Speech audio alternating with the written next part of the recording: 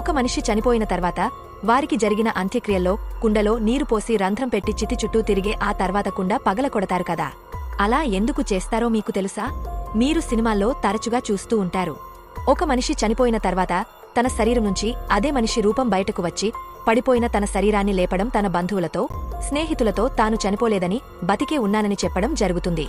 ఆశ్చర్యం ఏమిటంటే నిజ జీవితంలో కూడా అచ్చం ఇలానే జరుగుతుంది.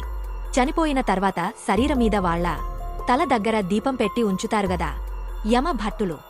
ఆ బియ్యపు గింజల్ని ఆత్మకు పరీక్షగా విధిస్తారు. యమభట్టులు మొదటగా ఆ బియ్యపు గింజల తీసి కిందపరుస్తారు.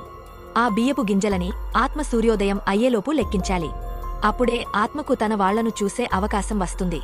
ఒకవేళ సూర్యోదయంలోపు లెక్కించకపోతే మళ్లీ మొదటినుంచి లెక్కించాల్సి వస్తుంది. మనిషి చుట్టూ పట్టుకుని తిరిగేకుండా ఆ మనిషిని సూచిస్తుంది. అందులో ఉన్న నీళ్లు మనిషి యొక్క ఆత్మను సూచిస్తాయి. చనిపోయిన తర్వాత ఎలాగైతే మనలో నుండి బయటికి వెళ్లిపోతుందో అలాగే నీరు కూడా మెల్లమెల్లగా బయటకు వెళ్లిపోవడానికి రంధ్రాలు పెడతారు.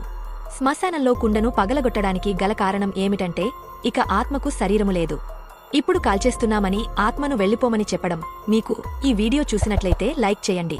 ఇలాంటి వీడియోస్ కోసం ఛానల్ను సబ్స్క్రైబ్ చేయండి.